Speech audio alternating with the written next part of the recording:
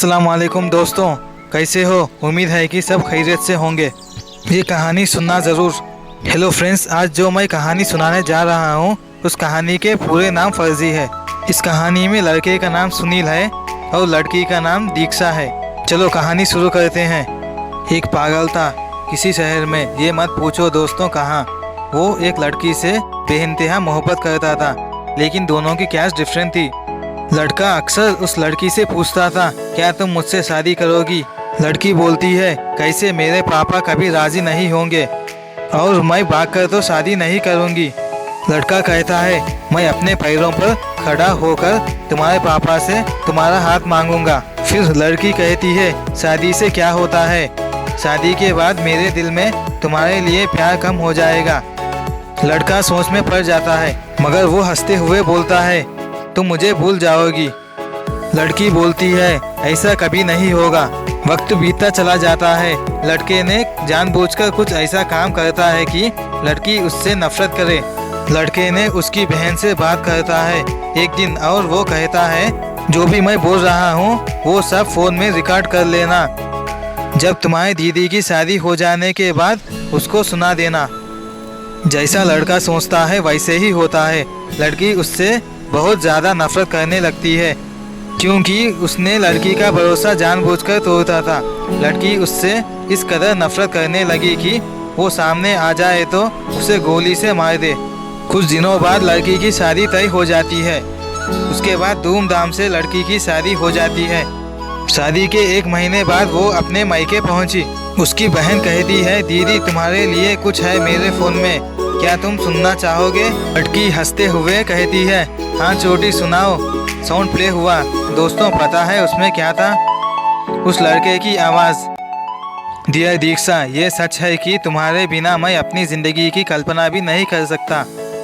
मुझे पता है कि तुम आज बहुत खुश हो और ये भी जानता हूँ तुम सबसे ज़्यादा नफरत मुझसे करती हो, लेकिन मैं तुम्हें कुछ महीनों का दर्द देके तुम्हें ज़िंदगी भर खुश देखना चाहता हूँ और आज तुम मुझे भूलकर बहुत खुश हो।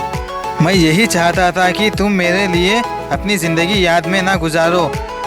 मैंने तुमसे जो भी बदतमीज़ी की थी उसके लिए मैं दिल से माफ़ी मांगता हूँ, मुझे माफ़ कर दो। मैं नहीं चाहता था कि मेरी दीक्षा मेरे जैसे के लिए अपनी ज़िंदगी बर्बाद करे। तुम अपने माँ पापा की नज़रों में अब भी उतनी ही कीमती हो और उन्हें हमारे रिलेशनशिप से कोई तकलीफ़ भी नहीं हुई। इससे बड़ी खुशी की बात क्या हो सकती है मेरे लिए? अपनी ज़िंदगी हमेशा हंसते हुए गुजारना, मेरी परवाह किए बिना। मैं तुमसे अब भी वैसे ही प्यार करता हूँ। अपना ख्याल रखना जान। कमरे में शांति और सिसकी की आवाज़ आती है। लड़की की आंखों से आंसू रुकने का नाम ही नहीं लेते। वो गुस्से में आकर अपनी छोटी बहन को चिल्लाते हुए बोली कि तुमने ऐसा क्यों किया? पहले क्यों नहीं बताया? छोटी क्या कर सकती थी? वचन जो दिया था उस लड़के को। लड़की हाथ जोड़ते हुए कहती है कि अगर तुम मेरी छोटी बहन हो तो प्लीज़ उसको कॉल लगाओ, प्लीज़ छोटी उसे कॉल लगाओ। छोटी भी अपने दीदी के आंसू से पिघल जाती है। कॉल लगाती है सुनील को। कॉल की आवाज़ आती है, ट्विन ट्विन ट्विन। किसी ने फ़ोन उठाया। लड़की, हेलो। लड़के की माँ, हेलो कौन? लड़की, आंटी मैं दीक्षा, सुनील कहाँ है? प्लीज़ मेरी उससे बात करवा दीजिए प्लीज़। लड़के की माँ रोते हुए, किससे? सुनील से? लड़की, हाँ आंटी मेरे सुनील से।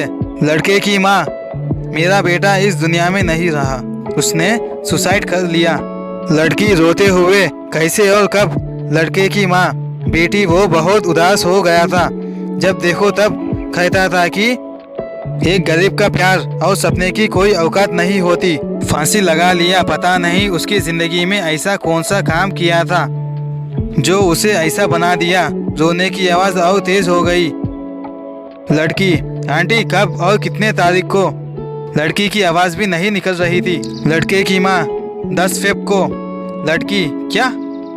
वो अचानक ज़मीन पर गिर पड़ी। पता है दोस्तों, ये 10 फ़रवरी वही तारीख थी जिस दिन लड़की की शादी थी। प्रिंस, ये कहानी के लिए एक लाइन, आज मेरे इंतज़ार की जीत हो गई। मेरी मोहब्बत की चर्चा खुलेआम हो गई। कभी हमको धोखा दिया था तुमने इश्क में, कैसे तुम मेरे जनाजे में शामिल हो गई। जब पूछा लोगों ने कि मेरा तुमसे रिश्ता क्या था, आंखें नम कर तुमको अपना प्यार तुम कहे गई, जाने कैसे ये बिन बादल बरसात हो गई। मुड़ के भी देखो यारो मेरी मोहब्बत आबाद हो गई।